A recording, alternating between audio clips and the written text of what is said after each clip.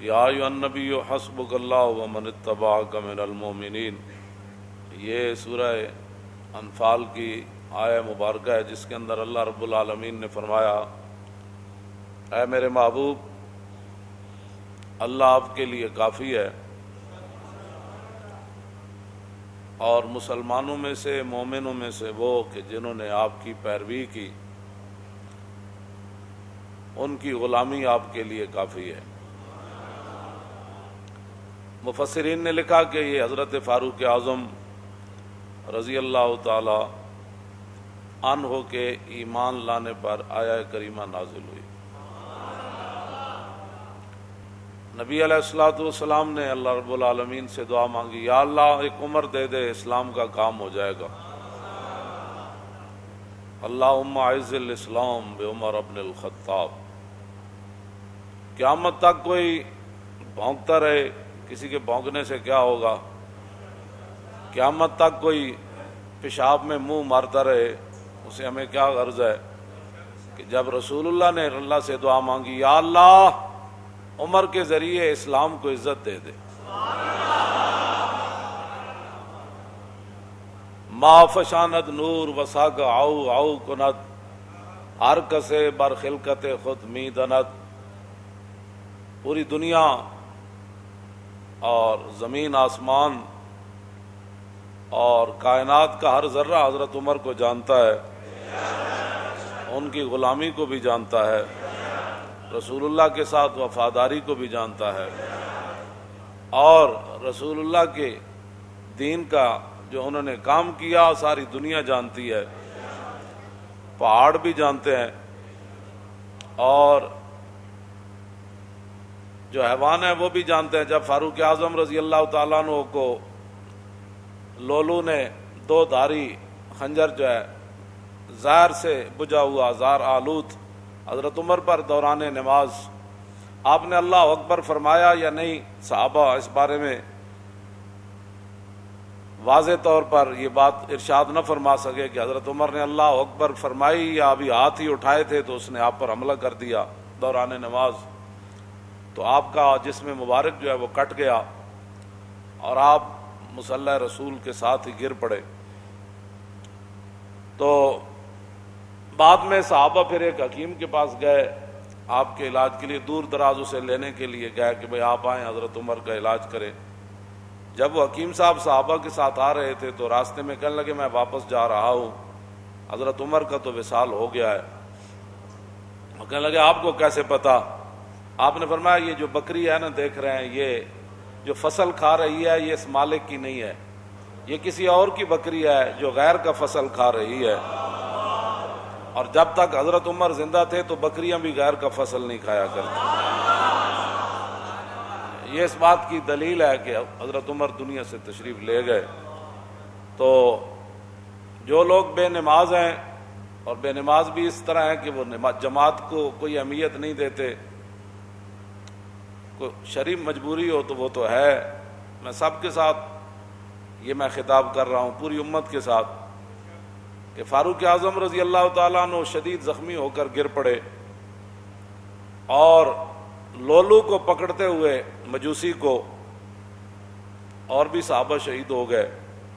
پھر ایک صحابی نے اس کے اوپر کمبل ڈالا، اس نے پھر اپنی گردن کاٹ دی تاکہ یہ راز راز ہی رہے کہ حضرت عمر کے شہادت کے لیے کہاں سے سازش چلی۔ تو بات جو میں کرنے لگا ہوں بہت بڑی بات ہے، اگر کسی کو سمجھ آ جائے کہ فاروق اعظم رضی اللہ تعالیٰ عنہ کو اگر بر وقت صحابہ اٹھا کر گھر لاتے، بر وقت علاج معالجہ ہوتا،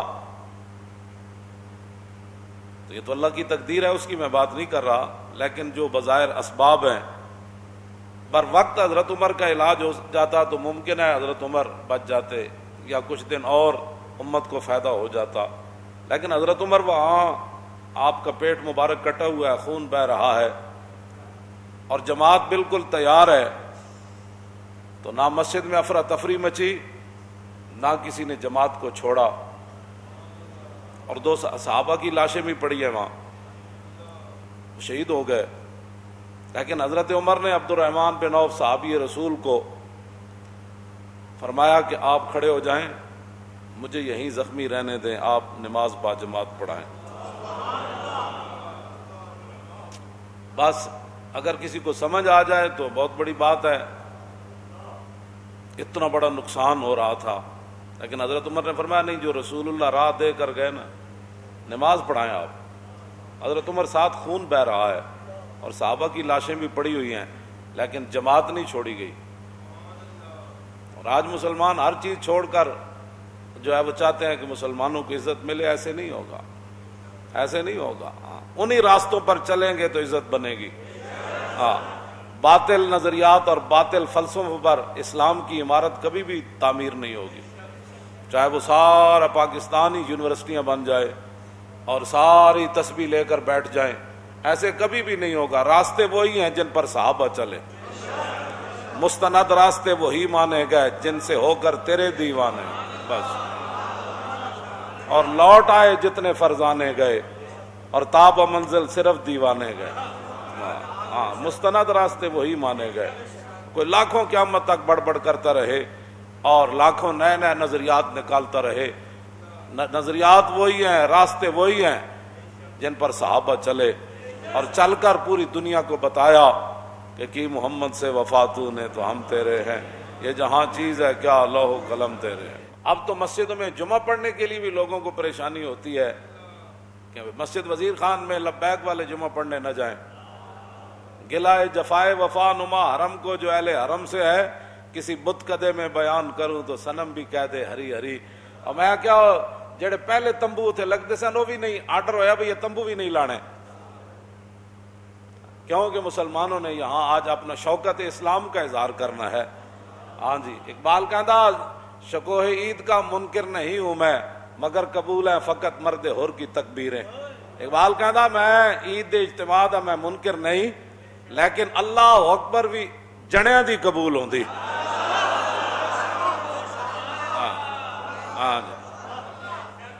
جڑا اقبال مڑ مڑ کہندا اے حلقہ درویشاں او وہ مرد خدا کیسا، او حلقہ درویشاں او وہ مرد خدا کیسا، او جس کے گریباں میں ہنگامہ رستا خیز، جو ذکر کی گرمی سے شمع کی طرح روشن۔ اقبال کلندر لاہوری ایویں نہیں گل کیتی۔ دسو یہ ٹرمپ نو بھی اگر گل پتہ لگے نا کہ مسلمان جمعہ پڑھن جا رہے سن تے سرکاری سطح تے جڑے تمبو لگتے سن وہ بھی روک دیتے گئے، تے ٹرمپ کہے گا اسی بھی اسلام دے اتنے دشمن کوئی نہ، اسی تانوں اپنے چرچ دیتے نمازاں پڑھن واسطے اور تسی اپنی مسجداں وچ نمازاں پڑھن تو روک دیو۔ اوتھے کوئی جناب کوئی ہنگامے تے نہیں سن ہو رہا، نہ کوئی تے بات ہو رہی سی۔ دسو تسی ایک شاعر دا میں جڑا شعر پڑھیا نا او دا معنی اے وے کہ جو کچھ مسلمان اسلام نال کر رہے ہیں نا، میں کسی بت کدے وچ جا کے کہاں کہ وزیر خان مسجد وچ لوگوں نو سہولت نماز واسطے نہیں دیتی گئی اور لوگوں نو پکھے نہیں لا کے دیتے گئے، دریاں مسلے نہیں بچھائے گئے، تمبو نہیں لایا گیا، اس گرمی وچ پانی دا کوئی انتظام نہیں کیتا گیا، تے شاعر کہندا جے میں کسی بت کدے وچ جا کے بیان کراں نا کہ کلمہ پڑھن والے جمعے والے دن اے حال کیتا ہے، تے پھر بت بھی کہہ دے واہ واہ بھائی کیا بات ہے تھوڑی، واہ واہ بھی مینوں منن والے تے میرے بڑا کچھ کردے تے تسی وحدہ لا شریک نو من کے اے کر دیو۔ بہرحال اپنے آپ امت مسلمہ جب تک نہیں بدلے گی ایسے ذلیل برباد ہوتی رہے گی۔ راستے وہی ہیں جن پر حضور کے غلام چلے۔